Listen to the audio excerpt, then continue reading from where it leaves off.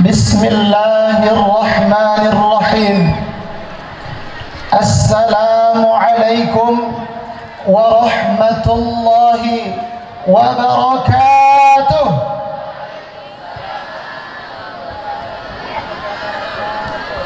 Orangnya rame, suaranya dikit. Kita ulangi Bapak Ibu sekalian, lebih semangat. Assalamualaikum warahmatullahi wabarakatuh.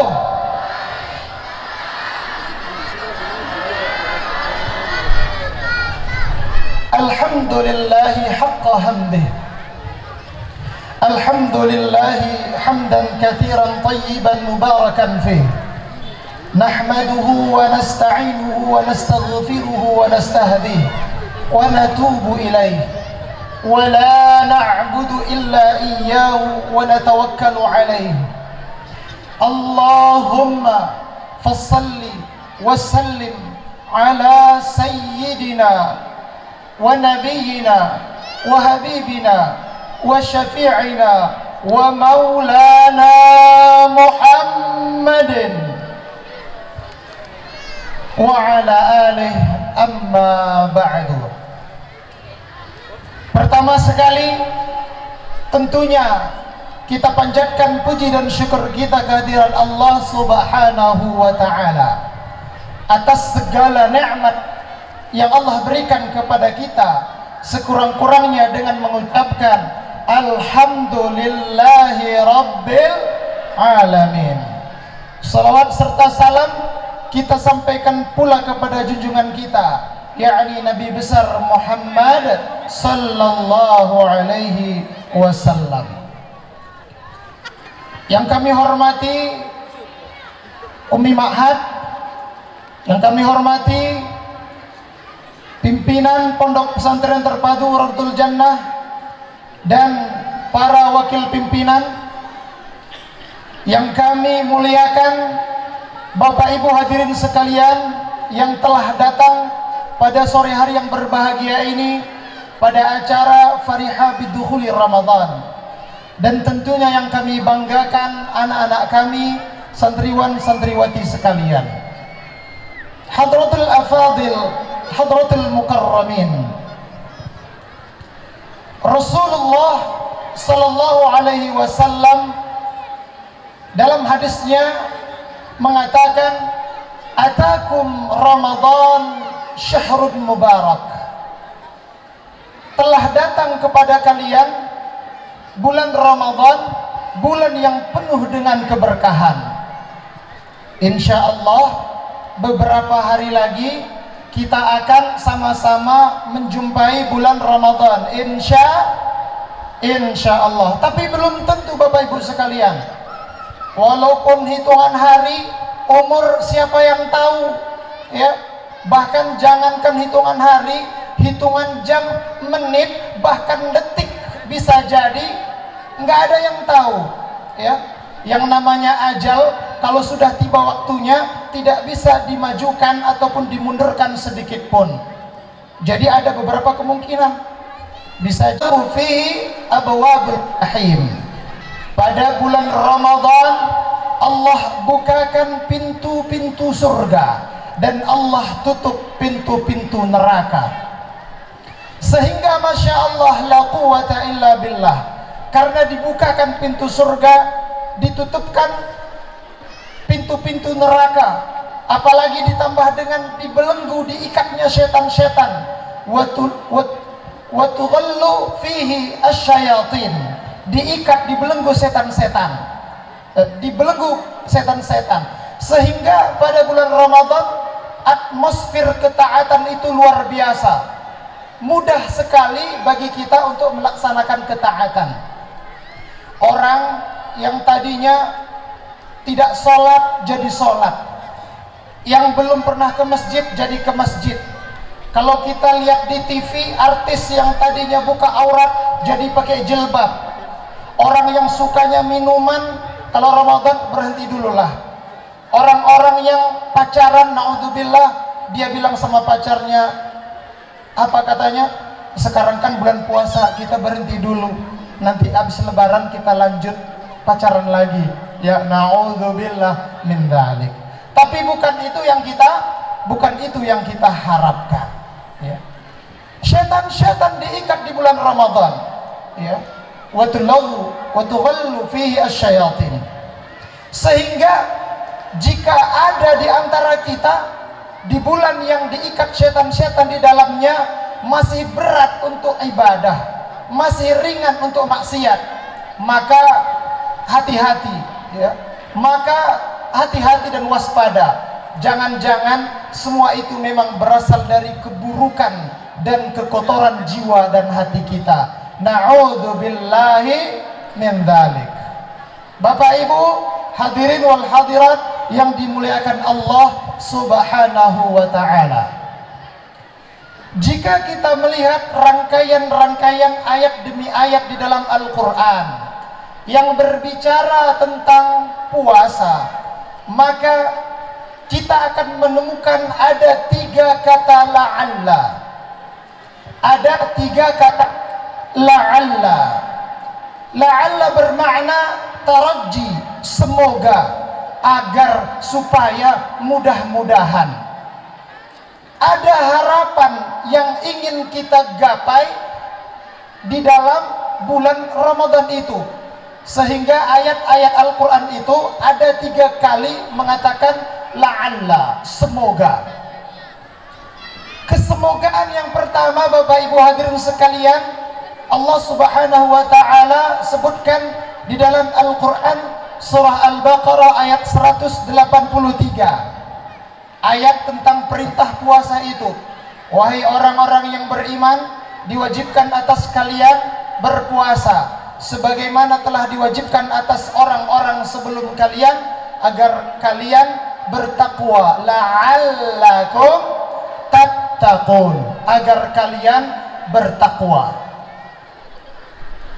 Rupanya bulan puasa itu adalah pendidikan takwa. Ini yang disemogakan agar kita dapat. Yang pertama, agar bertakwa. Apa itu takwa? Pertanyaan yang sama pernah dilontarkan oleh sahabat Umar bin Khattab radhiyallahu anhu kepada sahabat Ubay bin Ka'ab radhiyallahu anhu. Kemudian Ubay bin Ka'ab menjawab dengan pertanyaan, wahai Umar, kata Ubay, pernahkah engkau melewati suatu jalan yang jalan itu dipenuhi dengan duri? Pernah, jawab Umar bin Khattab. Lalu kata Ubay bin Ka'ab radhiyallahu anhu, bagaimana engkau berjalan melewati jalan yang penuh dengan duri itu? Apa yang kamu lakukan?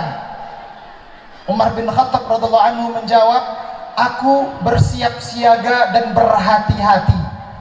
Aku berhati-hati. Kemudian Ubay bin Ka'ab menimpali, fadzalikat taqwa, maka itulah takwa, yakni hati-hati.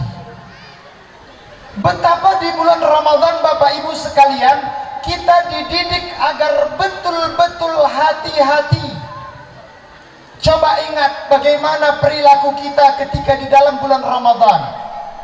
Dalam wudhu saja, dalam berkumur-kumur saja di siang hari, kita hati-hati betul.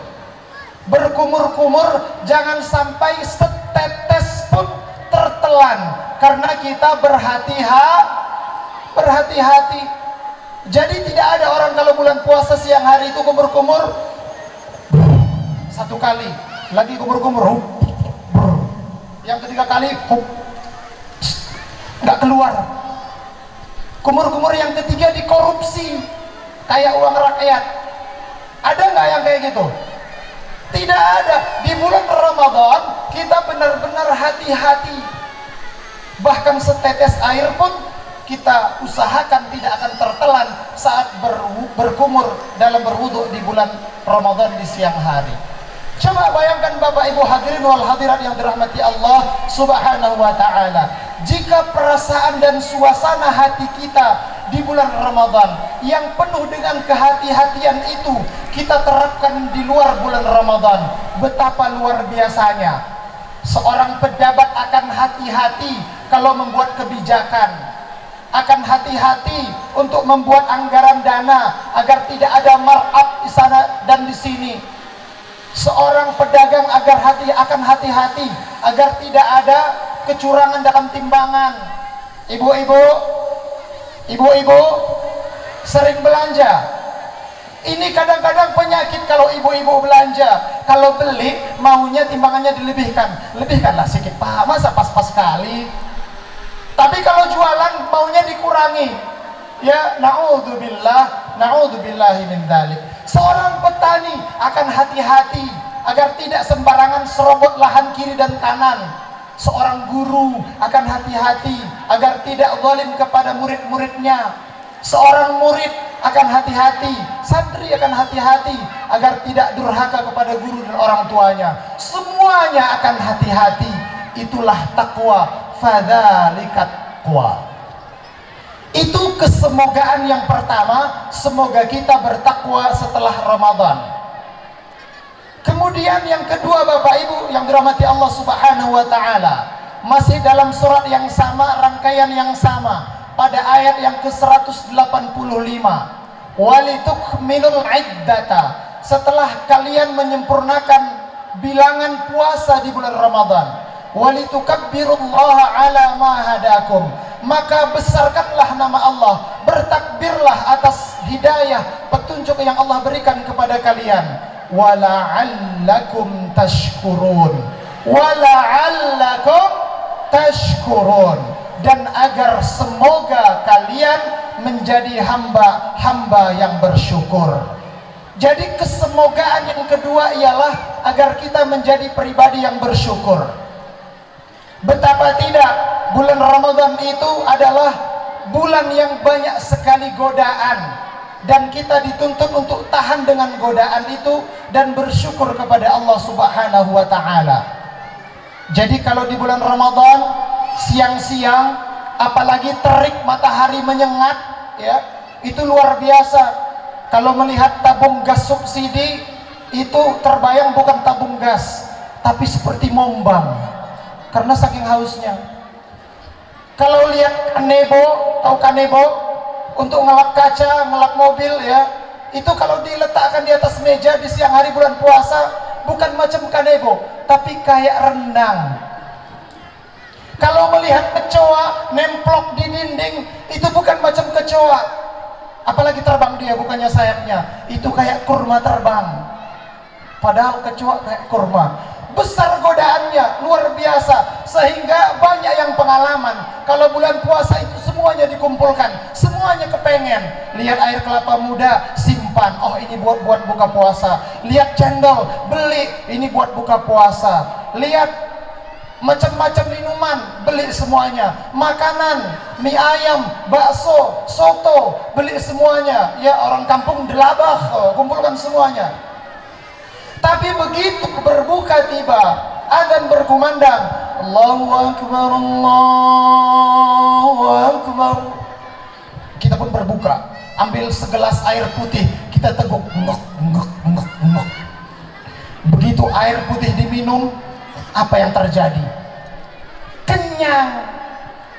Tadi pengen ini, pengen itu, nggak pengen lagi.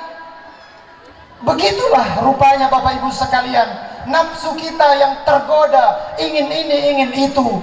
Tapi ternyata setelah kita berbuka dengan seteguk air putih, ditambah kurma mungkin 3 biji, tuntaslah semua godaan-godaan itu.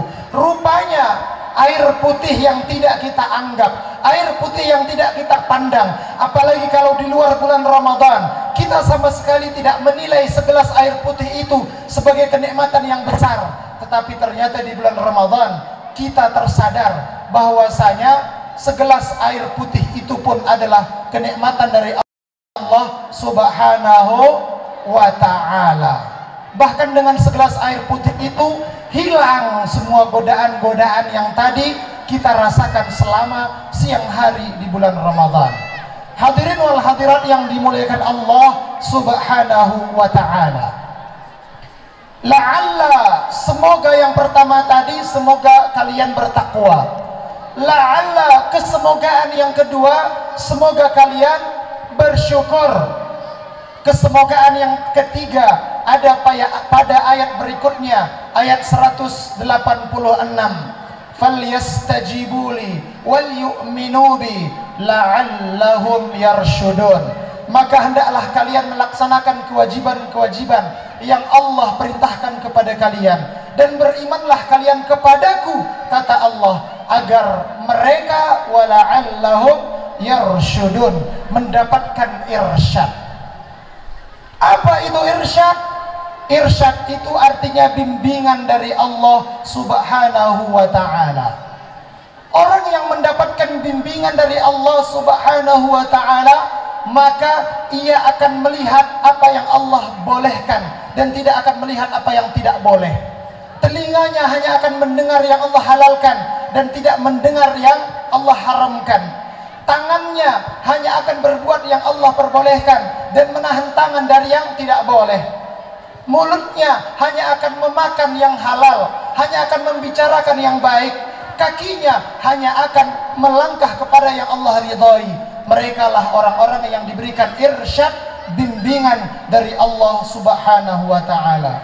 Belakangan ini Bapak Ibu sekalian, kita saksikan di masyarakat, kita dengarkan dari berita-berita, betapa banyak manusia akhir zaman ini yang hilang bimbingan, yang tidak lagi mendapatkan irsyad dari Allah. Kita dengar ya, belakangan ada ibu-ibu tega, anak bayinya digorok, anak-anaknya disembelih, ya. Beda dengan Nabi Ibrahim, itu perintah Allah. Tapi kalau yang ini karena stres, ada ibu-ibu tega, bayinya dilempar ke dalam sumur, naudzubillah. Atau ada yang juga terbalik, anaknya yang membunuh ibunya, membunuh ayahnya, na'udzubillah thumma na'udzubillah.